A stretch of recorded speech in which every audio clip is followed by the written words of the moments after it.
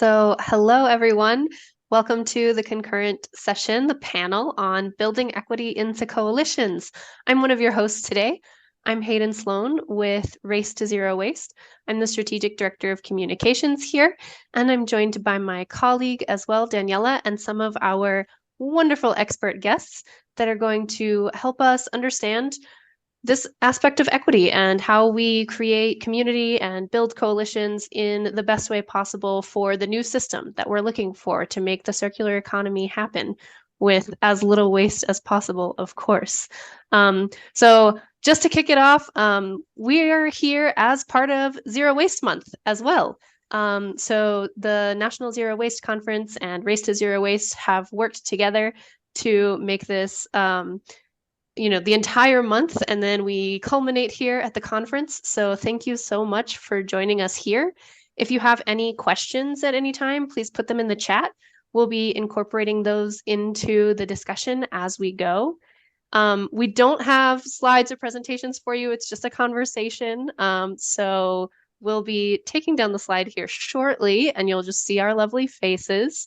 And feel free to join the conversation in the chat specifically. And as we respond to you and you respond to us, that's kind of what we're looking for. If you've been at any of our other Zero Waste Month interviews, which we host live on YouTube, you kind of know how this goes. So once again, thanks for joining us. I'm going to hand it off to our special guests to introduce themselves. So we'll go in order that's on the screen. So Sunny, would you like to go first? Could you say your name, your pronouns, and a little bit about your organization? Hey, everybody. This is Sunny Hutton, she, her pronouns. I'm here in sunny St. Louis, although it's a bit overcast at the moment. But I am a co-founder of Homes for All St. Louis and also the fund development manager. Homes for All St. Louis is a Black renter-led organization where we catalyze tenant associations that serve as an accountability mechanism for landlords to improve or maintain the quality of housing.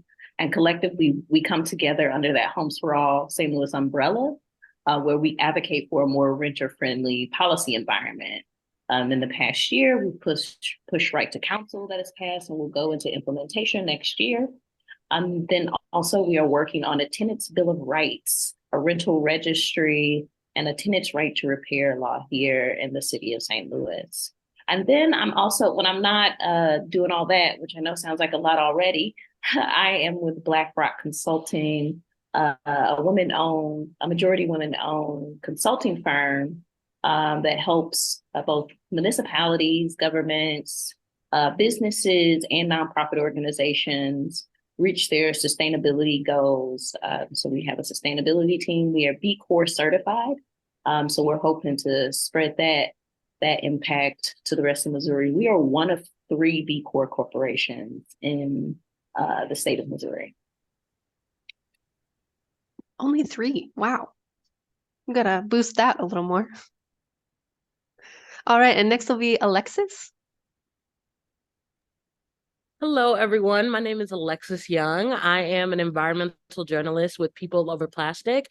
We're an environmental publication that is geared toward the Gen Z audience while also uplifting Black, Brown, and Indigenous communities that have been impacted by the petrochemical industry, which of course we know is the oil and gas industry as well.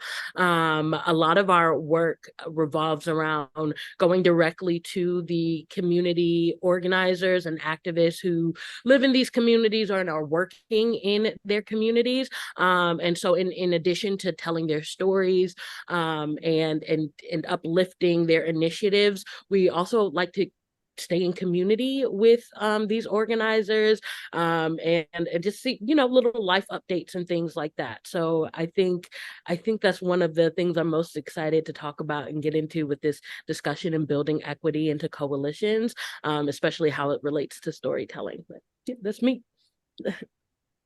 Thanks, that's great. And Surabhi, do you want to introduce yourself? I'd love to. Thank you. So great to be on this panel and to be invited. Thank you. My name is Surabhi Shah, and I work for the Environmental Protection Agency and have for many years. Before that, I worked at the state level in North Carolina, supporting community-based organizations, local organizations, and of course, working across state and federal over the years. I think part of the reason I was invited to join today is I was involved as the founder of the Urban Waters Federal Partnership that was founded 2 federal administrations ago, so 2 presidents ago. And shockingly and surprisingly and unusually, it's still there. So if you Google Urban Waters Federal Partnership, you'll still see a website, not some kind of 403 broken link. You'll also, if you Google the Urban Waters Learning Network, that's the peers on the ground that are learning from each other. That is also live and still going strong and growing. We have 21 locations. We have 15 federal agencies, 28 NGOs in 21 locations working together in these broad-based multi-sector partnerships. And very much these are coalitions that were built with equity and justice at their center. I feel like it was a privilege and is a privilege to work with all those people, and happy to share what we've learned and to learn more from others today. Thanks.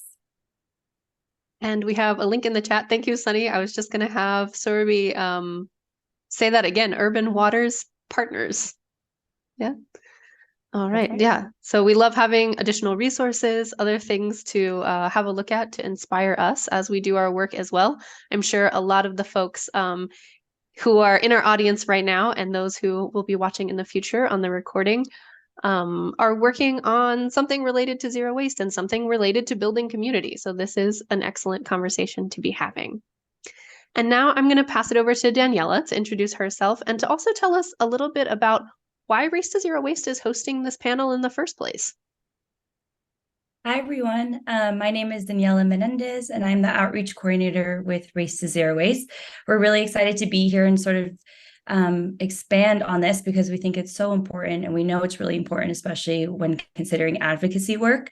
So the way that Race to Zero Waste got involved in this topic comes from our current reuse grant project that we're implementing, and the desire to build a coalition within Alameda County. This is something we thought about, but we wanted to do it right. Our thought during this time of internal planning and discussions was how to make this an equitable and well thought out coalition group, and not something that could perhaps create unintended consequences for local communities and for communities that would be directly impacted by this advocacy. So as we all know, if you're from California, if you've been to Alameda County, we know it's a very diverse place with many different cultures, many different languages. And so with any type of planning or advocacy work, we wanted to make sure that there's representation from the direct community. For us, we feel it's so important to have a diverse group and as many people involved in any sort of coalition meeting. And we think it's especially important if the coalition group is advocating for local policies. So if possible, our thought that ran through our internal discussions was perhaps having an equity expert in the room, because by no means am I an expert in this. And our team at Race to Zero Waste is not an expert in this. So that was something that we thought would be really crucial in our planning. From that came the thought process to host this panel and to host this discussion and to have the people who are in this field, in this work, who are building it out, talk about it and talk about their experience, talk about their learnings, pros and cons, and what could be done to include equity in advocacy work. And that's how we got involved. So thank you all for being here. I'm really excited to talk about this. It's definitely a passion. All right, great. And as you can see, we are a panel of women, and we have already had one important question from Margot, from actually one of our interviewees from a previous Zero Waste Month session. So check those out on YouTube with Okapi Reusables. And so they say, in their work, the white men are always missing in action. They're MIA. So how do we get them involved? So this is an aspect of equity that's important, right? Women are doing the work, but where are the men in the action? This is an important aspect of things, because we can't just be building a different system and not have everyone along on the ride with us, right?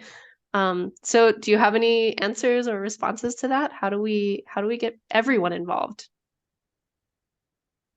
I can start us off with a thought, and I know the other panelists will have great ideas, the other experts. I want to introduce a concept that many of you may be familiar with called appreciative inquiry. It's a formalized way of looking at things it's used in the environmental justice space, in health, but it actually started at Case Western University in the business school. But what it really does is, in this case, answering this question, you might think about, who do you know that is a white man, since that was the question, who's extremely engaged in this? And then really dive into a few of those examples and think, what's making that work? Why is this person so passionate about this issue? Why are they so passionate about zero waste? Why do they show up all the time? They're never MIA. And when you start really digging into the motives, I mean, the D's are discovery. So kind of think of where it's working. The next piece is dream of appreciative inquiry, which is, what would it be like if every time you went to a meeting, that was happening? That positive thing that you're looking for is happening. So I'll just kind of leave it there as a way to start things off, knowing that Sunny and Alexis will have lots to add. Thanks.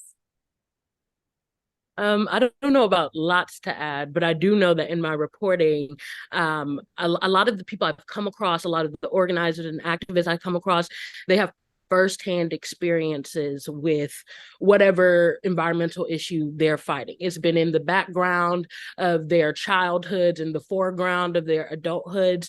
It's been their whole life. And a lot of these places are Black communities, brown communities, indigenous communities, and communities that are under represented in terms of resources, and kind of divested in at times. So I've been in conversations with family and things. I've been saying, like, you know, the hatred and the type of disregarding that you do to people you put through environmental injustices, environmental racism, it's not a stream. You can't like turn on the faucet, pour that hatred in a cup and deliver it directly to that person. It's more like blood splatter. It gets everywhere, and you can tell, you know, what kind of happened depending on where it landed. And with environmental racism and environmental injustice specifically, you can't just serve that up to one person. It is going to impact everyone. There is no way to make sure that the air only pollutes this certain community or the water only contaminates this community. So I think in terms of getting people who are not I guess represented enough, kind of in Margot's question, in this movement, I think it's getting them to realize, like, hey, this doesn't stop with me. Like, the buck doesn't stop with me. Like, once my area has been completely degraded and usurped of all of its natural resources, they'll be coming for you next. And you're already in experiencing the impacts of it. Just because I'm getting it worse or foremost doesn't mean it won't be at your door soon. So I think if we can build solidarity, it sucks that we have to build solidarity around individual experiences. Like, you have to walk in my shoes to understand that it's kind of crummy, or like the situation is crummy. It sucks that has to be the thing, but it is. And I think that's just one of the things that I think in my reporting that I think needs to be highlighted, is that this doesn't stop in Black communities. This doesn't stop in brown communities. These are natural resources that will end up in the communities that they have not deemed as sacrifice zones. And that idea of sacrifice zones is so important. If you've been here throughout the whole conference this morning, Shoshanda also mentioned that in her keynote address this morning. Excuse me. Okay. I would like to ask kind of about this idea of building equity into coalitions. Unless, Sunny, you want to add anything about the last question? Good. Okay. Want to always give our guest experts the opportunity to speak, of course. As I was trying to find panelists for this particular conversation, a lot of people, that I reached out to, that I was like, you do, some work on equity. Would you like to talk about this issue? And they're like, oh, no, I'm not an expert. I couldn't possibly. And so I think that's really interesting, because I'm not an expert either. I'm here hosting this panel because I think it's an important conversation to have as a white woman as well. this is an important conversation to be having to bring equity as a lens or as a framework to all of our work in zero waste. I think it's really important. But I guess one of the questions that came up is building equity into coalitions the right framing? Is there another framing that we need to be thinking about is it incorporating equity, or is it starting with equity? Is the question that's kind of come up even from the title of this panel. So I wanted to see if you had some thoughts around that. I'm not being interviewed, but I think we should start with equity. I'll just throw that in there. I think 100% we need to start with it and then build policies or advocacy around that. But what do y'all think? What's your experience in your work? What have you seen? I think based on what Hayden just said, and then what you just shared as well, Danielle, I think that because I had the same thing too when I was brought into this panel. I was like, building coalition. I was like, oh Lord, I got to figure out like how I'm about to speak about this, right? Luckily, building equity into communities and trying to return that sense of autonomy over their narratives is something that's baked into the mission at People Over Plastic. But one of the things that I did in kind of research and preparing for this panel was trying to understand the difference between coalitions and networks and alliances. And from my research, I found some like advocacy manual put on by I think some organizers in Tanzania. But one of the things they were getting at is that coalition work is folks who've all come kind of picked up the charge for one cause. A network is more of, multiple entities and folks who are all working toward the same overarching umbrella of a certain cause. And alliances are these strategic partnerships and collaborations where you come together maybe for a shorter amount of time, and you get down to the nitty gritty and get it done and see what y'all can make shake.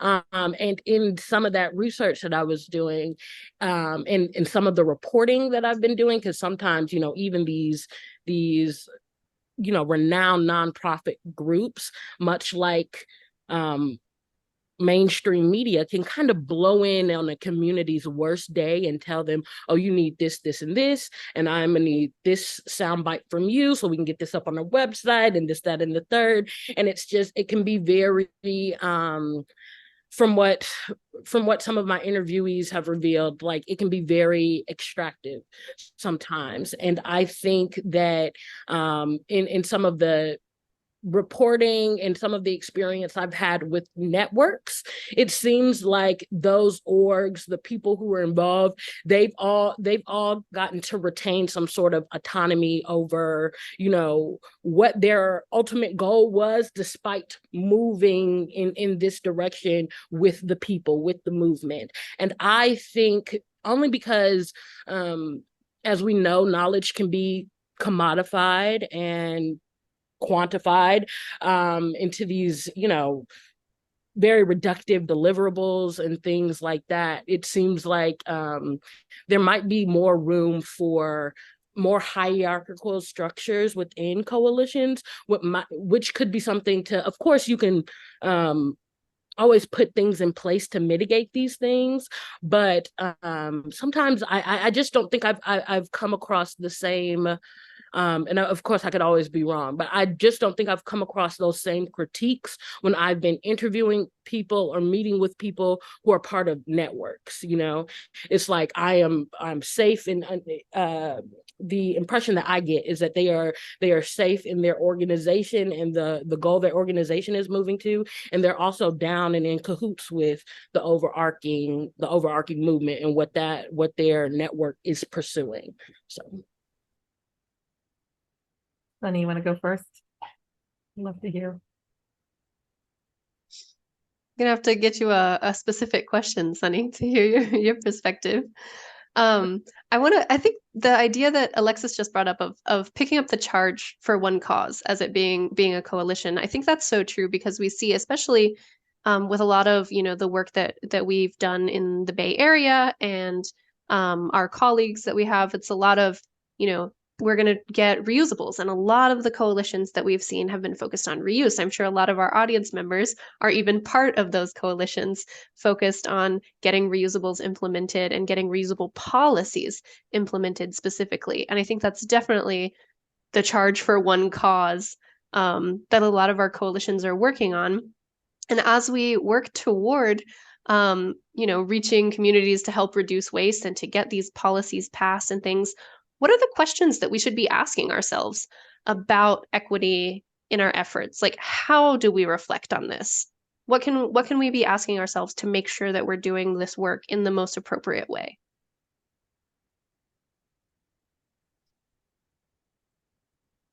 Well, one of my roles in some meetings is to be the one who speaks first just to get things rolling. So I hope that can work here.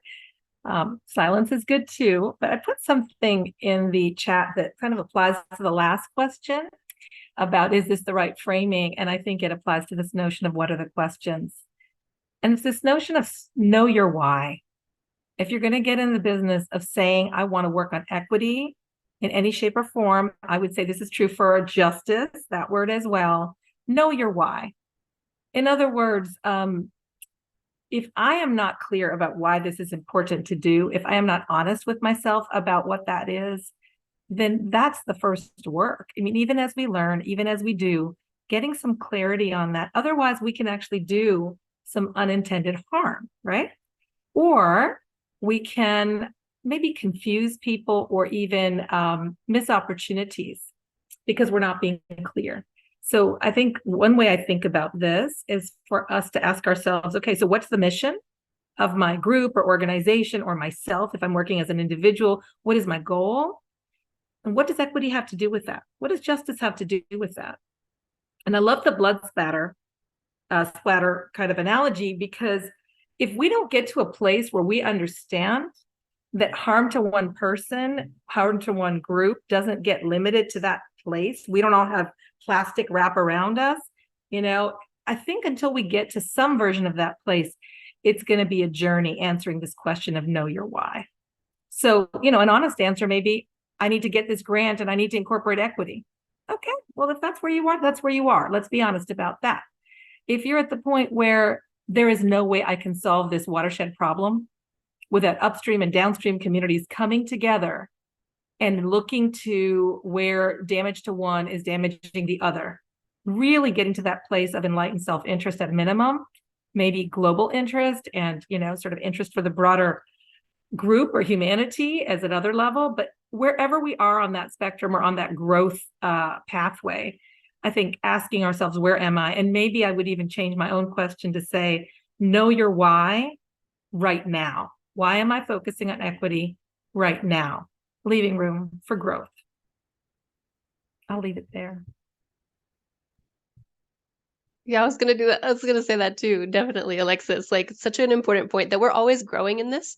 I think that's part of my first question is like, although I am not an expert, I feel that I should be having this conversation, and this should be, part of everyone's work in zero waste. And so hopefully those who are listening to this conversation can get some ideas for reflection on that as well. So I'm going to ask a question directly to Sunny now. What's your experience with bringing people together and having that equity as the focus? I know you've done some community building, so we'd love to hear about your perspective on that. Yeah, when I think about my most recent work with building a coalition, and we understand at Homes for All, we understand that health and housing is connected, and home is where your health is. Right. So the quality of your housing can impact your physical and mental well-being. So we actually applied for funding through our local foundation, Missouri Foundation for Health, and reached out to our buildings division, our Department of Health, problem properties, all who are involved in the code enforcement process for inspecting homes and getting them up to compliance. So we actually engaged them in this process and asked them, hey, we have to build a coalition, right? And so we looked at all of the key pieces to that puzzle. Who are the decision makers? Who are the ones that move it? And then who are the beneficiaries?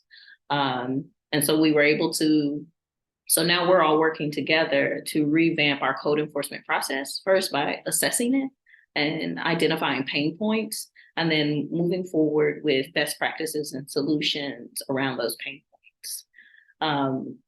I was hesitant to speak in the beginning. So my experience with like building coalitions is vast from when I first started Homes for All St. Louis, and we pulled together a coalition to address, to bring about greater results for renters.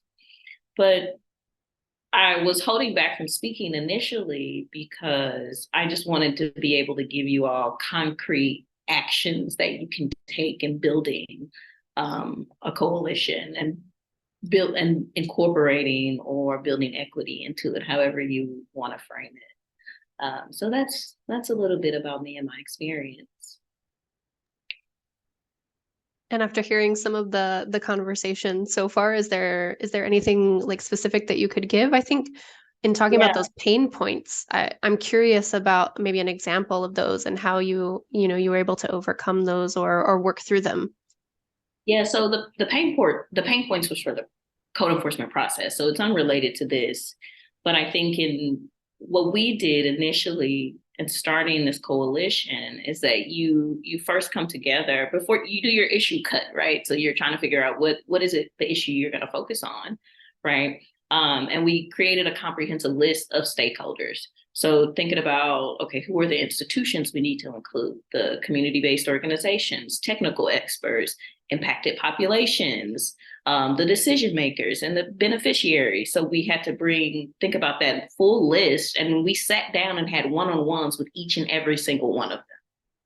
So that person that was asking about a white man, but for any population, whoever you're trying to get to come to the table, you need to actually sit down with them. And to bring up what Sarabi had said, once you sit down with them, you need to be able to, we call them one-on-ones in organizing. You identify what their self-interest is. So most of the time, they're doing the talking and you're doing the listening. So you can sit there and identify what motivates them, what brought them to where they are and to where their passions lie.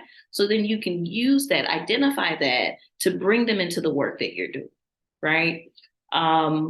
So we sat down and had one-on-ones with each and every single one of the potential stakeholders we wanted to participate in our coalition. And then we gave them a job and we told them what we wanted them to do and what we saw their role to be. So I think once you that's like a concrete action I can tell you to start with in terms of building your stakeholder list. And then once you're able to bring those people together, you have to decide on some shared values.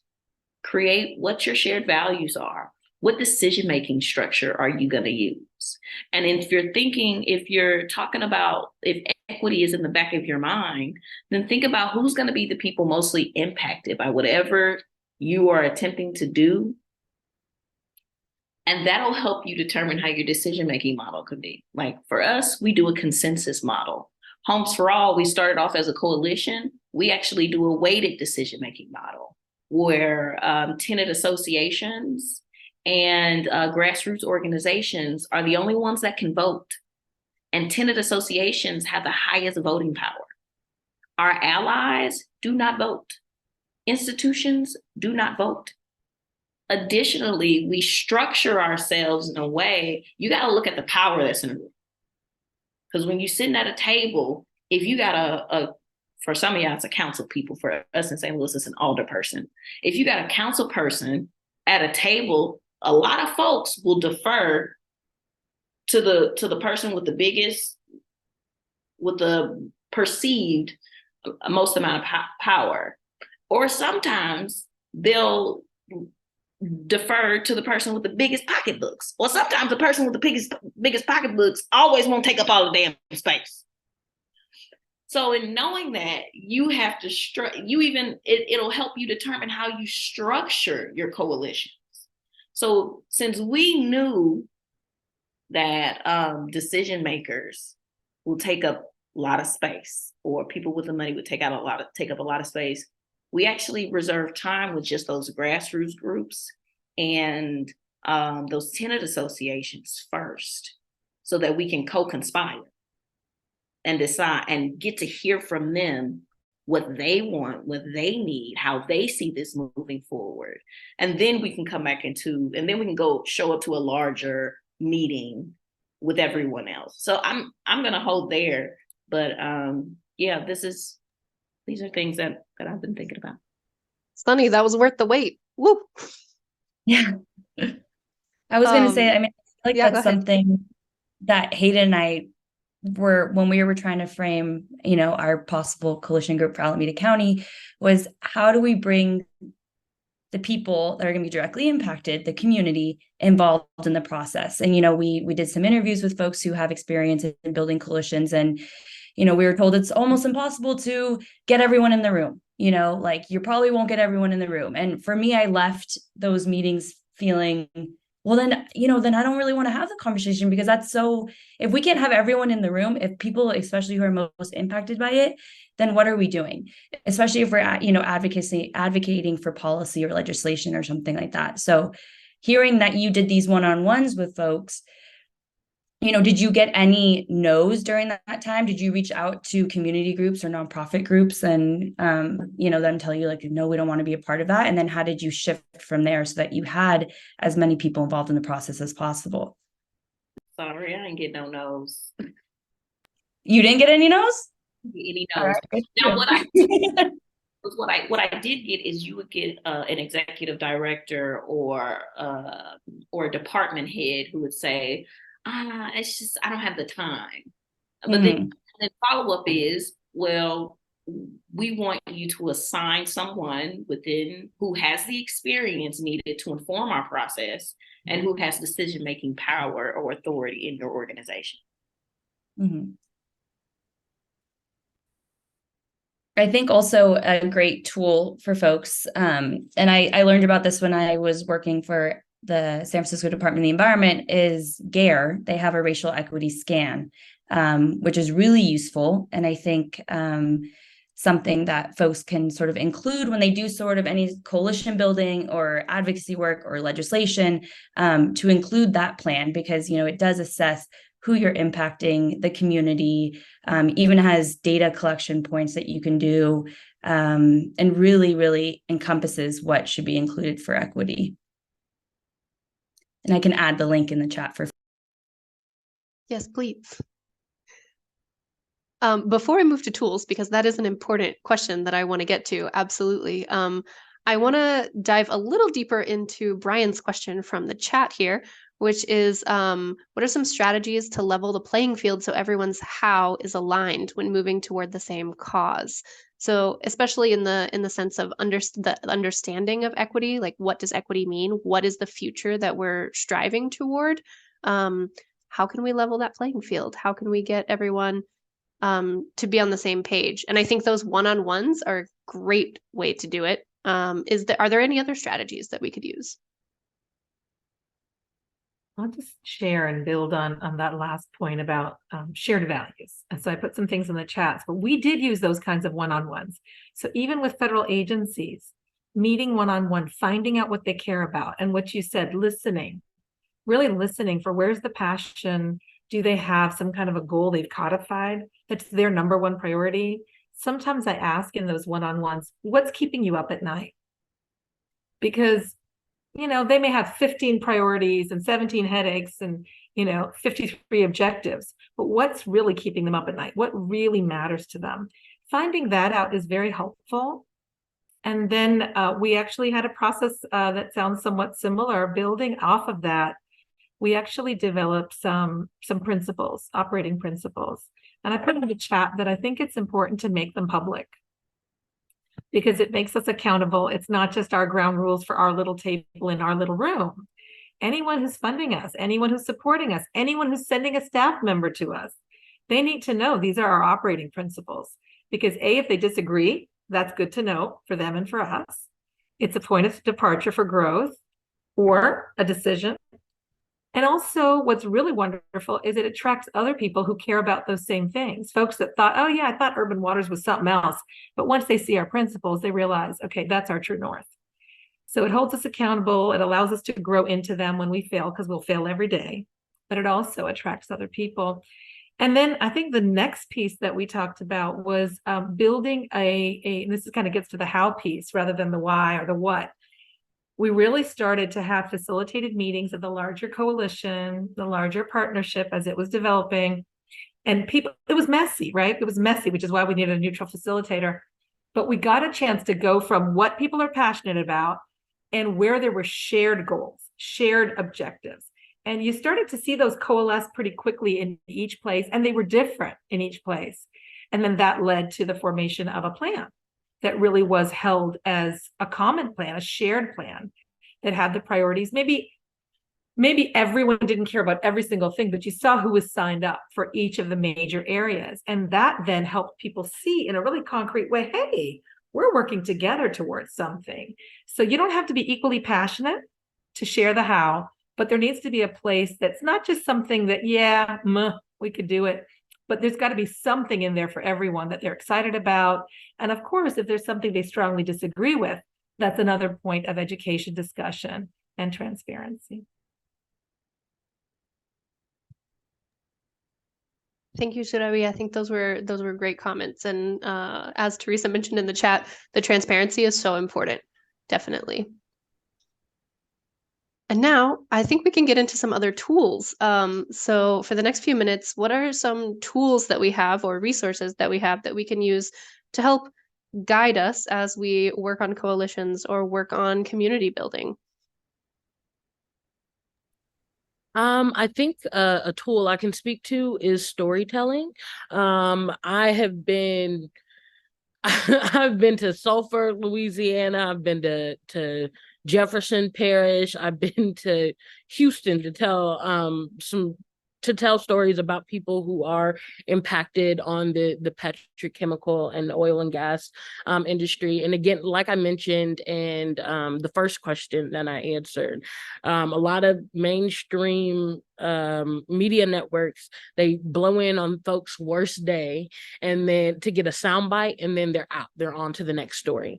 And I think that storytelling, and it's actually really interesting for me because I am the only journalist on my team, right? And so the going through 5 years of J school, having dealt with other journalists in the industry, they hold they held very close to that title of journalist and what is allowed to be done and what can't be done under that title. And so for me, navigating a more like just closer relationships with sources and interviewees that still maintain that journalistic integrity has been a balance that I have been having to find over these past few months. But the work that I'm doing now is so much more fulfilling because I'm sitting down in people's homes with them and they're like, these are this is the impact that this industry has had on my community. My kids have eczema. My aunt has cancer. My grandmother it's like it just goes right down the line. We can't eat the crab fat that comes up, not the meat, the crab fat. We can't eat the crab fat here.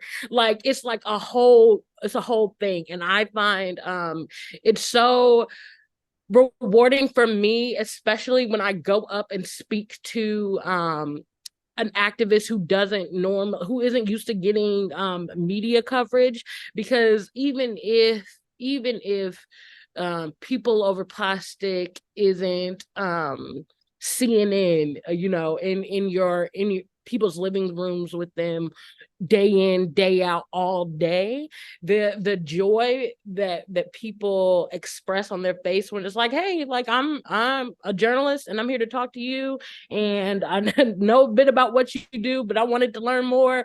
And it's just I think it really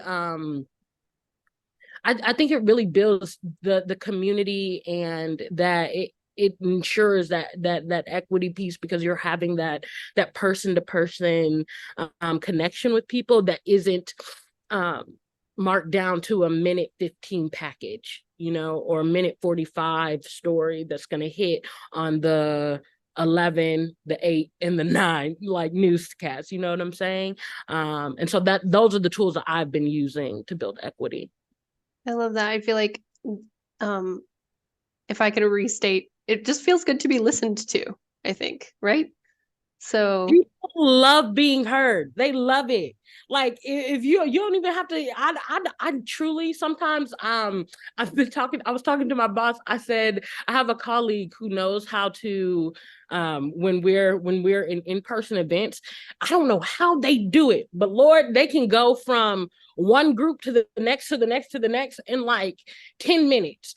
I have spoken to 2 people because each one has told me their whole life story. I've been in a 15-minute long conversations with everybody. I'm only here for an hour. I've spoken to 4 folks. My boss is looking to me like, who did you connect with? I was like, girl, Sarah is really going through right now. I don't know if you know, but she just told me her whole life story. And it's things like that bring me like real joy, where it's like people, and sometimes I've kind of always had, I've called it my character flaw, because since I've been like 15, adults will fully unload their full like life story on me. And I'm like, I don't know what to tell you about your blood pressure, ma'am. I'm 15. Okay.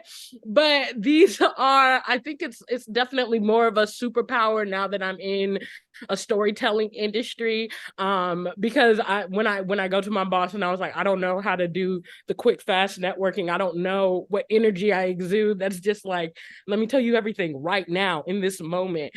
She was like, it's fine. Just keep doing what you're doing, because it's so, even you have that slight worry, but it's just like, girl, you needed to get that out. And if I was the one you could get that out to, okay, I'm glad to be that gal.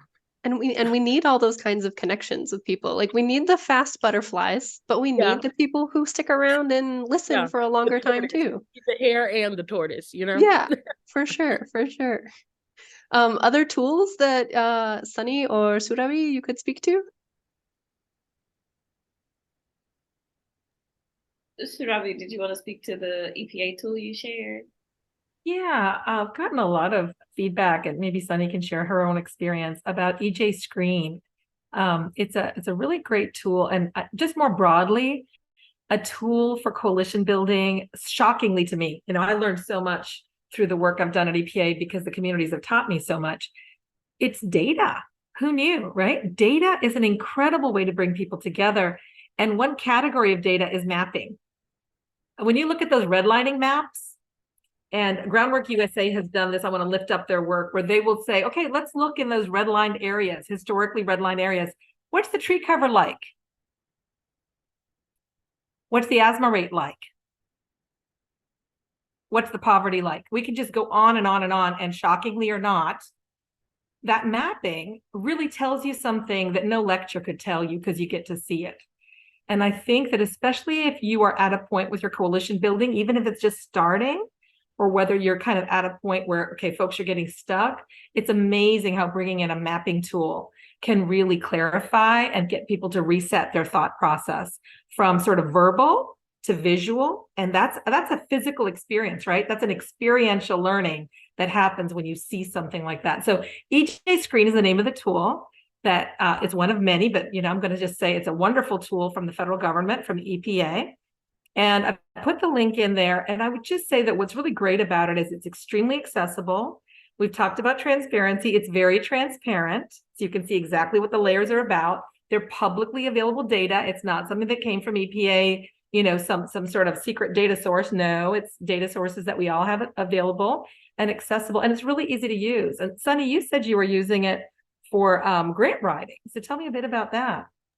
It's when it comes to a lot of grants that are coming out now, they want you to be able to identify like which populations are you going to serve. And a big chunk of our federal dollars are going to some of our most disinvested communities. And the EJ screening tool shows you it all, and even can overlay some of those things that you mentioned, asthma rays, tree canopy, and it's like, it's all in the same neighborhoods. So it's shocking information, but it also allows you to put it in a way that the federal government, in the language that funders speak. So that's also helpful because, you know, I'm just a local organizer, and to be able to take that data and pull it and to put it into a federal grant, and it makes sense because I could tell my story, but for them that's insufficient, unfortunately. So I use that tool to pull that data. It's a way to make sure your story meets multiple audiences, right? Thinking about Yes. the storytelling, so it's another audience. Yeah. And I would say Black Rock Consulting, we do environmental justice trainings for local organizations. So I can't say that like I don't have a mapping tool or anything like that, but to kind of build off what Alexis was saying, I think what I've done in coalitions is facilitating opportunities for shared learning and camaraderie. I've seen a difference when we can all show up into a space. What was it? The coalition where we're doing code enforcement. We all went to the University of Memphis for their Strategic Code Enforcement Management Academy. So we go into a space where we're all like, it's new for us. We don't know. We're all working at the same level. And even if we aren't, we're all like, we still don't know enough and we're open to learning. That really brought us together, and we leaned on each other and shared more information than we traditionally did in our committee meetings. So I saw that make a difference. And then the opportunities for camaraderie, like being able to just know people as humans. Someone had a really good quote, treat people like humans, not work subjects. That making space in those meetings to connect with one another, to check in on each other. But then outside of that, I've hosted like social hours, happy hours for us to come together. I feed them, we kick it. And I'll be the first one, as the person who facilitates the coalition, I'll be the first one to disarm, right? So folks can see like, it's safe here for you to show up as your full self. So I think that's made a difference in my coalition building. I love that point of just humanity. Go ahead, Alexis. I was gonna say that disarming bit of just like kind of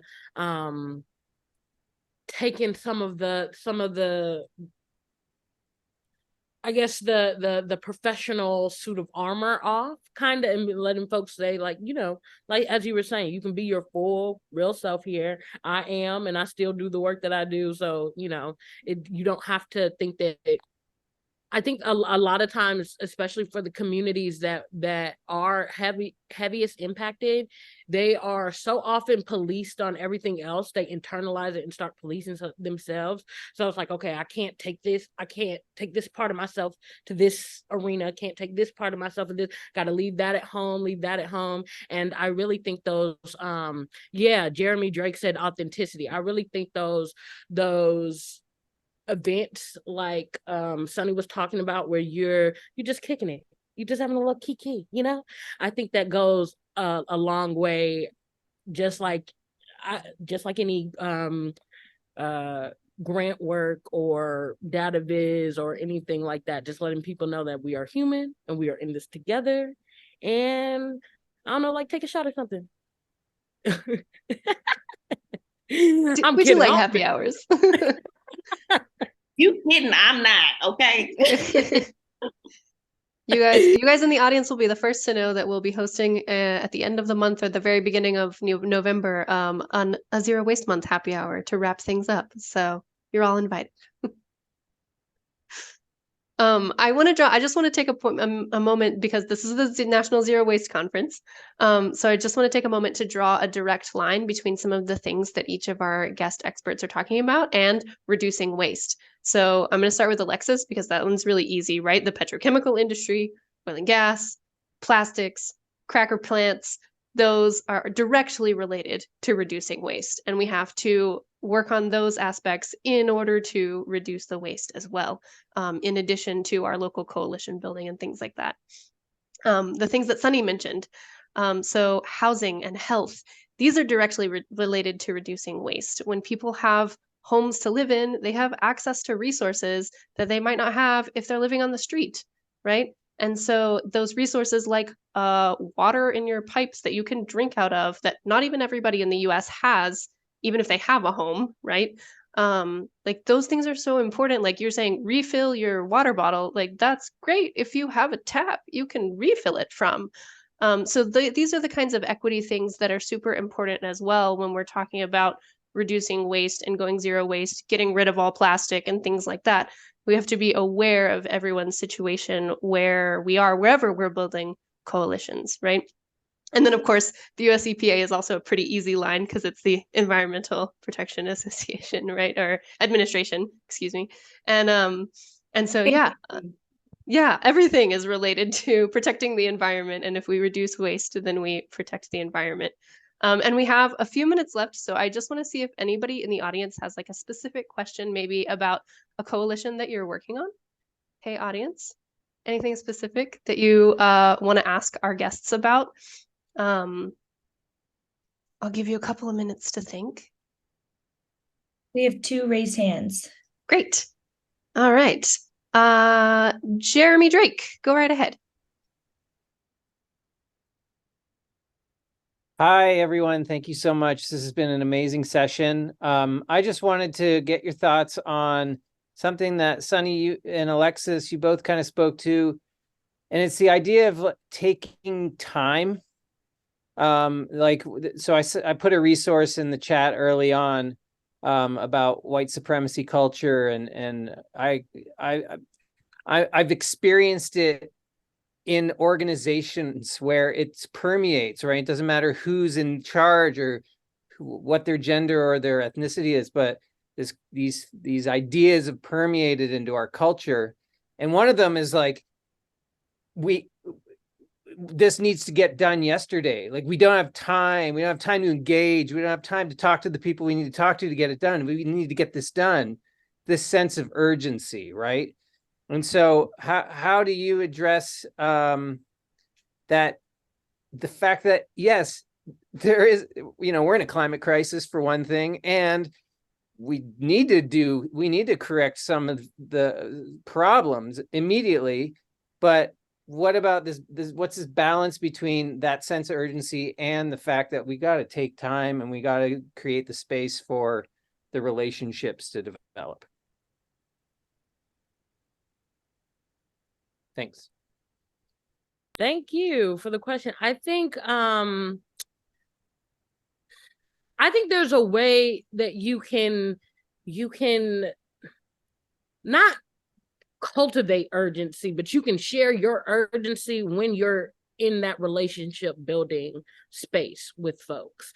Like you're saying, hey, I'm an environmental journalist. These are some of the things on my radar right now. I realize that you're experiencing some of these things. Can we chat about that? And usually, again, once people what people like to be heard. You're asking folks about themselves, their experiences. And once people realize, like, okay, this person is really interested in what I'm saying, and then you build that rapport, and it's like, I can trust that whatever they put out with my name on it is going to be one of our principles at People Over Plastic is passing the mic and decolonizing the narratives. And we want to make sure that anybody we speak to, their story is being conveyed in their own words, with the complexities that they expressed undiminished by us. And I think that that's the way we go by it, because honestly, we work specifically, or for right now, we are working specifically in the Gulf South, and I'm from Georgia, and I grew up, I spent my summers in Alabama, and I know how Southern people operate. I know how Black Southern people operate, and so you can come at them with that whole sense of urgency, let's go right now, and it's like, girl, I'm sitting on my porch sipping my tea, so you're gonna have to try the next door down. I don't know what you're talking about, Pookie. So you might as well go up there on the porch and enjoy a sip of tea with them so they can introduce you to the neighbor down the street, and y'all can build and propel that I don't want to say not that urgency, but propel the movement, I should say, more so than that sense of urgency. Yeah, and I think that's important to have conversations with, like, maybe Jeremy was maybe thinking of some like higher ups that are like, just do it, don't waste time talking. Like, I think that's also, you have to figure out how to explain that to those people as well. That's maybe a challenge. And I think that's kind of what Sunny was hitting on in a previous answer of hers when she was talking about, my story is still my story, but I got to figure out how to write it in this way so I can get this federal funding. And so I think that's the kind of catch-22 all nonprofits find themselves in. Nonprofits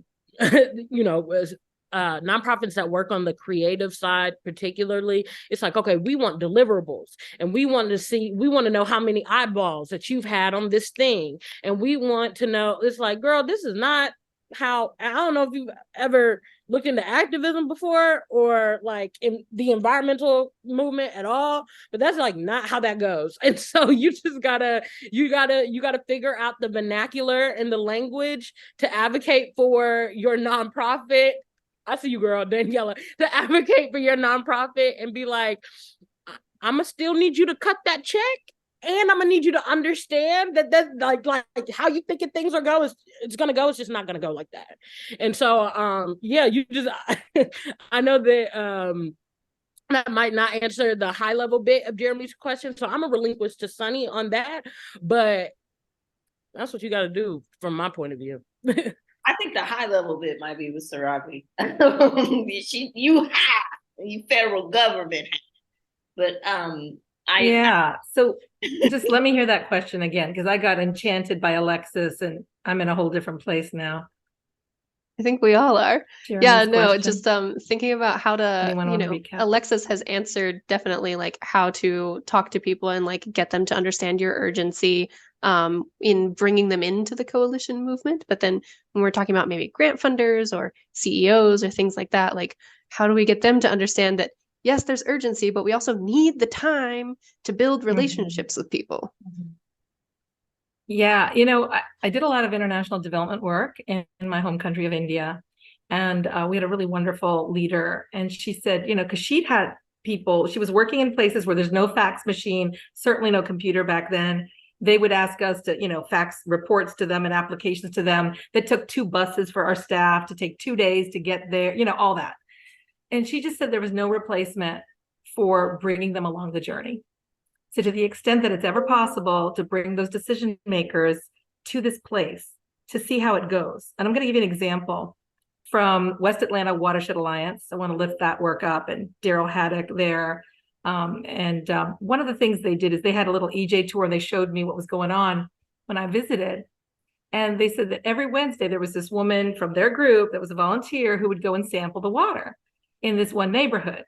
And she was a very, compelling person, very attractive. It sounded like. I never met her, but turns out lots of people would come out of their houses to see what she was doing, and they got really interested in water quality monitoring. But as a result of the conversations, they could talk about, well, why are you doing this? And they could have a whole conversation about the river and the stream and the tributary that would never, ever happen. And having your funder come along and see that's what education looks like, to see that some of these tributaries are now being named after fallen civil rights heroes as a result of that kind of community awareness. We've got to do the storytelling, absolutely, to connect the dots for folks. And there is no replacement for having people come in person. And after the pandemic and all the virtual and hybrid that we love, it's really interesting how it's even more powerful. When people do get on that plane or train or bus or car or whatever, just come and walk with us. There's no substitute. And you might think, well, in the federal government, that doesn't sound like a very federal government answer, Surabhi. Well, when our new leaders come in, one of the things we learned is you can invite them, or maybe an outside organization invites them to visit and walk on the ground. And they want to do that. They want their work to be grounded in reality. But what's even better, and I'm going to just make sure I make a plug for recognizing that one issue work is unsustainable by definition. And guess why? This gets to urgency also. It's because none of us are one issue people. None of us are living one issue lives. And people that are struggling, what did we say about that mapping tool? They're without the tree canopy. They're without the funding and the loans in the bank. That's how this all started. They're without the food, healthy food. So they've got the food deserts. They have multiple priorities. And we actually fragment the community. I learned this from someone at EPA. We actually fragment the community when we give them one issue's funding. Because now Miss May, who cares about a lot of things, she's going to focus on that one thing, trash-free water, whatever it is. Somebody else is going to work on asthma. Somebody else is going to work. Now, guess what? All these powerful little old ladies, which they often are, in the community that were the former pastor, former principal, former mayor, they could be a powerhouse. But we as funders fragmented that effort by giving them one issue funding.